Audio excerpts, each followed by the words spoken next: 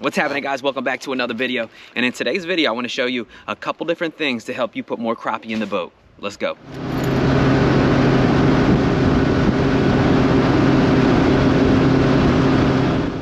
All right, so the first tip that I want to leave you guys is when you find a location, you never want to get too close to it. And when you do start fishing it, just be careful with the wind and, you know, maybe the trolling motor getting too close to a brush pile or an offshore location. I see it way too much to where, you know, you're drifting into these locations and and it will be loaded, and then you're catching them, you drift into it, and a lot of the times they stop biting. So what I feel like, you know, they get a little boat shy, they get a little nervous when something's in their environment. They kind of, you know, communicate, shut off a little bit. And if that ever does happen, you know, I put my trolling motor on the lowest setting and try to get off of it as quietly as I can.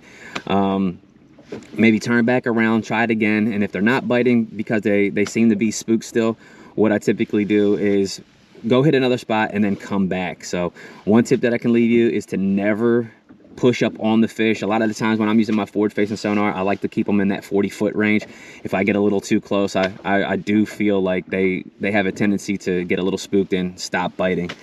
So that's tip number one.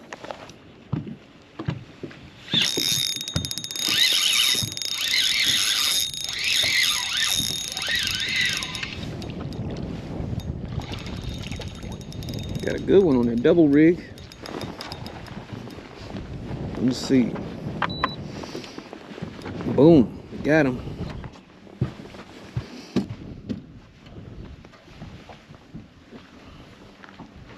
What a crappie. So not getting too close to the cover definitely helped.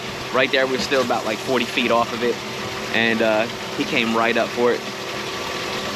We were using the baits that I was just talking about in the video that I made the other day about the ultimate setup. But that right there, the micro shad jig, or the micro, what is it? Yeah, the micro shad jig and the dirty bait ghost pearl slayer. So y'all need to go check out that video.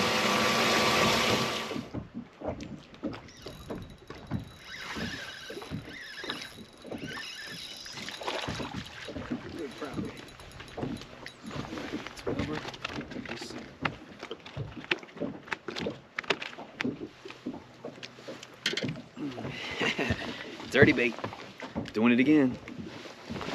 All right, so the second tip that I can leave you when you're crappie fishing and to help you put more crappie in the boat is actually not to compete with the crappie. And what I mean by that is you come to a whole bunch of different spots. You may pull up into a spot and you see hundreds of crappie and you start catching them, and then they stop. Maybe you change the color, you change the technique or the approach, and you catch a couple more, and then all of a sudden they stop. Well, then get out of there. Go find another spot, and then you can always come back to them. So never compete with the fish. Don't sit here and try to sit here for an extra half an hour to 45 minutes because it's wasted time and they're not biting. Go find another piece of structure, go find a grass line, or go find one of your other hot spots and see if they're biting there. And then just run those spots. So, you know, time is important, especially when you're out on the water and if you're limited time. So do not compete with the fish. Move quickly, find the fish that are biting.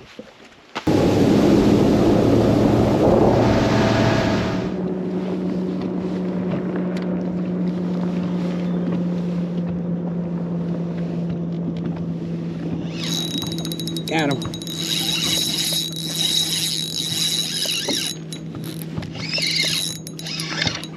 What we got? Big crappie? Oh yeah, that's big crappie right there, boy. Yeah, that's what we're looking for. Look at you. But are you 12? Are you 12? Let's see. We got some homies in there trying to chill with you. Yeah, you 12. Good job. Or the third tip that I want to leave you guys is more so for like your offshore areas, anywhere from maybe like 10 to 30 feet. You pull up to that spot. When you see it on your forward facing sonar, a lot of times when I see a piece of structure, sometimes they're relating to that piece of structure up high. So you bring it above them. Sometimes you'll see them kind of in the middle and you bring it through them. And then sometimes you'll actually see them hunkered down to the bottom, and then you kind of fish that jig on the bottom. So you know, you can change your color, you can change the weight size, you can change like your approach, but a lot of the times I just change my retrieve and you know, it's just maybe above the top of them a little bit quicker. Maybe I allow that bait to kind of pendulum and just shake my rod tip as it comes over them or comes through them. And a lot of the times when I catch those bigger crappie is when I see them hunker down to the bottom. I throw it out there and literally shake it on the bottom like a shaky head and wait for that bite. So when you come up to a piece of structure, work that piece of structure different ways other than trying to change the color and you know, maybe the weight of that bait. So a lot of the times it's just that retrieve.